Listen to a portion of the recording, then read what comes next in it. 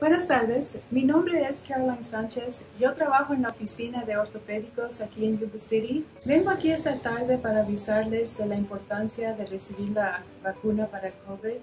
Hace 5 meses yo la recibí, más bien por la salud y bienestar mía, pero la de mis familiares y de mis amistades y toda la comunidad. Yo les advierto que traten de considerar recibir la vacuna para que tengan ustedes buena salud y bienestar. Lo importante es que todos recibamos esta vacuna para poder seguir adelante como estábamos antes. Y si tienen alguna pregunta, pueden llamar, preguntar, y les agradecemos el tiempo que nos dan en mencionar la importancia de esta vacuna. Muchísimas gracias.